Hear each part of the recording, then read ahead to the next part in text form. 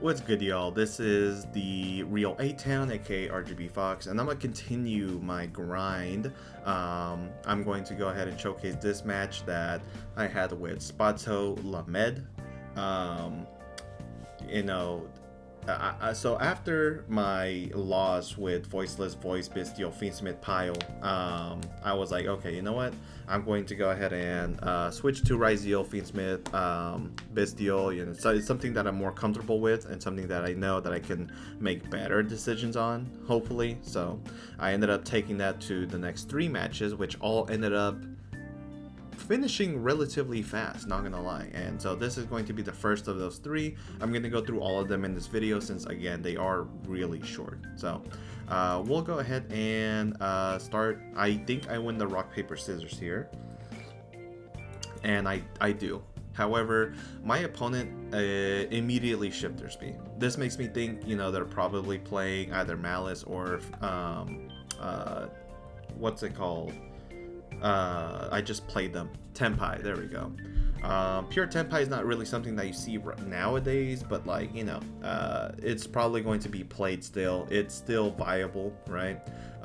So I have a bunch of like monster cards here that can't really do anything aside from the Magnum button, and technically I can use Tract and then you also use Bonfire, but that would be giving my opponent information too early on. Now if I was playing pure Ryzeal, I think I would have 100% just Bonfired and then started with Ice to special summon the X at Search Sword, overlay into like, you know, Detonator, and then like pass. But like, you know, I'm not playing pure, right? So I decide to just pass here, and my opponent, funny enough, does the same thing. Ends up drawing a Nibiru, and now he goes ahead and Lancias. Now because he has these 2 in sequence, he probably doesn't like play Malice, because why would you main deck this? Maybe they're scared of the Malice matchup, but yeah. I end up drawing Fiendsmith in Paradise, but I'm like, you know what? He just kind of helped me out, even though I can't Magnum Butt here. It doesn't really matter because I still have all this engine, right? So I go Attract into Lurie, and then, you know, I go for the whole Fiendsmith line, and, you know, we're not gonna walk over this because this is fairly simple. I go for the fusion here, Ditch Engraver, Search Tract, draw a card that draws me into the cross, and then he just scoops it up after seeing his top deck is a Perulia. So we're going to go on to the next game. Now this match is going to be against Mermails, or is it against the Runic guy? Oh, this is 60 cards. I think this is the Runic guy. So I end up going against Runic here. And again, I win the rock paper scissors, and you know, the cool thing about Runic is that they don't have hand traps, so I am just going to go off. You know, he has the keep going sign, and I will abide by that. Now you don't really want to do this kind of stuff because they could have Nibiru at any time, and so you could feel more brazen to do more unsafe lines, but not me. I'm gonna stay as careful as possible here. And so I make the Caesar. Now I go for the sword. X special summon by dumping Myriad Logic, summon the Duo Drive, equip, or not equip, but attach, search the field spell, search for ice, activate cross, and then I just shuffle those 2 back right away because, I mean, why not? I do have an extra copy, of course, so might as well get the draw at this point. And then because I have Fiendsmith in Paradise hard drawn, this node is just going to be able to easily dump, summon the Ice Ryzeal, and then make Detonator, equip Myriad Logic. So on the board, I have an Imperm, I'm gonna have the cross out set, I have a Veiler in hand, I have 2 negates to, you know, any special summons, the Duo Drive, the Detonator, the cross to negate. You know, I can remove the Duo Drive's material in order to do so. So yeah, I'm feeling pretty good no matter what. Now he activates Runic Golden Droplet to go ahead and you know, special summon, as he indicates here. He targeted this, so I was like, does this do that? But no, I think he might have just done it because he got a little thrown off or impatient. But yeah, I let him just go off with that. The reason why is because I didn't want to get punished by like a droplet or something like that. You know, and if he was going to do it, might as well have him like remove the spell. Not really sure if Droplet's really mained in this current like meta, but you know, perhaps I could have just negated it, and if he had nothing else, I would have been able to just, you know, chillax, right? Well, anyways, he does do this in the main phase. I thought this indicated that he had like a talents, and because he confirmed that it was in the main phase, I was like, I don't want to play into it immediately with using my Veiler, so I'm just going to Imperm. Now he goes Metalfoes Fusion. I haven't seen that card in a very long time. And he draws into the Fuolos. I guess it would make sense that this deck would play the Molchamis so that it can draw infinite spells. Yeah. But it's also a really bad draw, so maybe don't play this card in Runic. So he goes Typhon, and I go, oh wait, I have the trap already, so I can just out this immediately. So that's what I do. Desiree is going to shuffle back Requiem, and then yeah, I mean, you know, that's GG, man. Go in this game. So now I am going second, but I do open Imperm and Veiler, two pretty good cards to hit the Hugin, because you know, the reason why they normally do this in draw phase is so that they don't get hit with draw, and then they get to search and then draw infinite cards. But I was like, I don't want you to get the field spell, so I just hit him with an Imperm. I did Imperm first, of course, instead of Veiler, because I don't want to get hit with the thrust, which he did have. So I think good decision on my part. Didn't matter though, he had the Pot of Desires, but I let it go through as I don't have Ash here. So he draws 2. Ends up setting a Widow Anchor. He has 3 spells, so he can steal my monster. And then he also has Runic Freezing Curses, so I mean, this is pretty good. This is a monster negate as well. So yeah. I think I drew into the ice. No, I think I drew into the Bonfire. So I am just going to immediately start with the Fiendsmith combo and see where it leads me.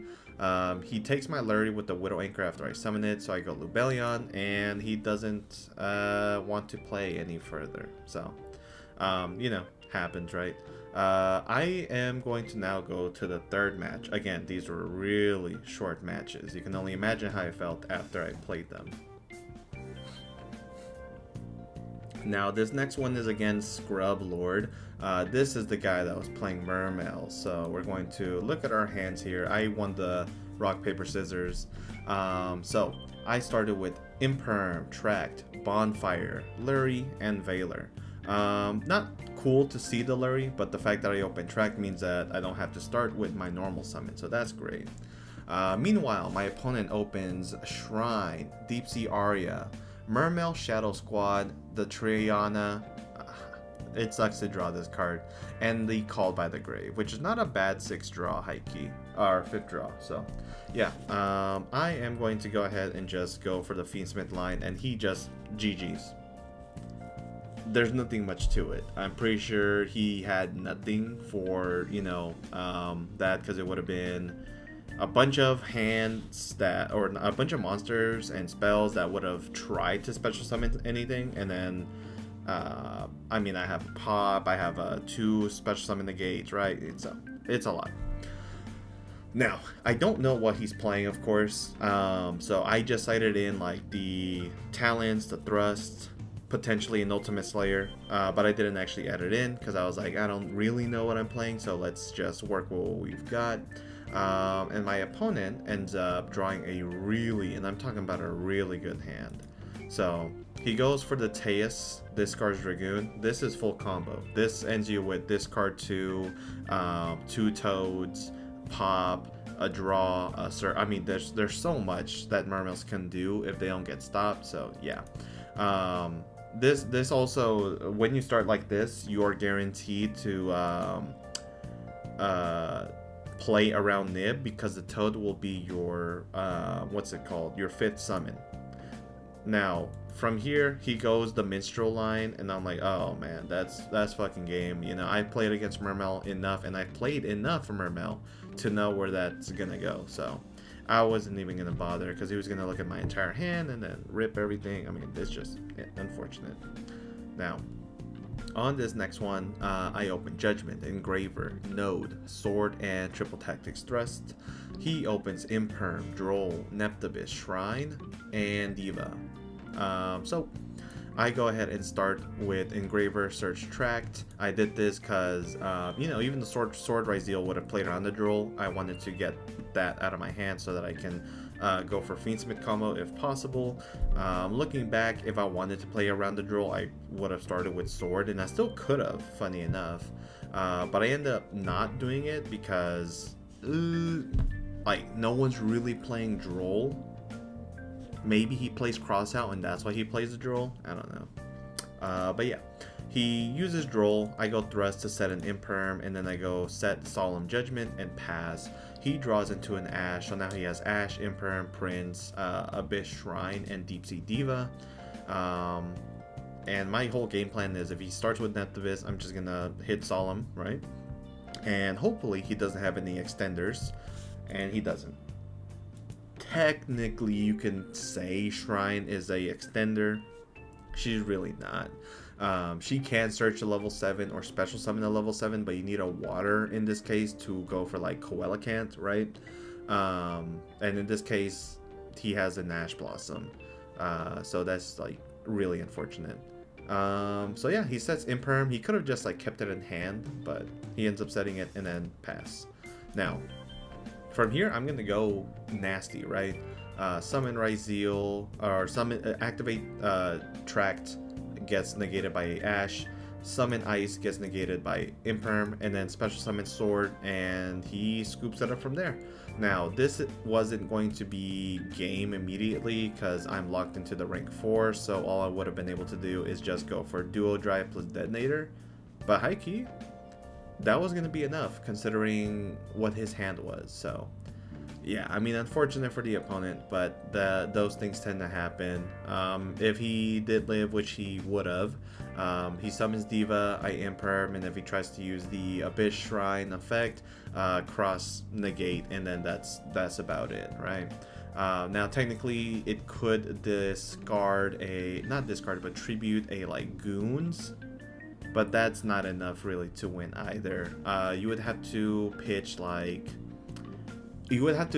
the level 3, the bodyguards. I think the bodyguards could have then summoned Neptibus, and then when Neptibus activates its effect, I guess like I pop it. I don't know. Technically, he probably should have waited, because it definitely wasn't game. Although Node makes a good argument on a potential lethal board state, right? So who knows? But yeah, that has been the matches that I played afterwards. I gained enough experience, you know, to be at least up from where I started. So hey, I gotta pat myself on the back. But yeah, thank you guys for watching. I'm going to keep uploading videos as I, you know, play through the ladder. Hoping everything goes smoothly. You know, the low ladder players just don't know rulings, and that's like half of the reason why it's kind of sucks to play on there. But I'm gonna play at adequate times, hopefully, so that I do not get hoed. So yeah, thank you guys for watching. I'll catch you guys on the next one. Peace.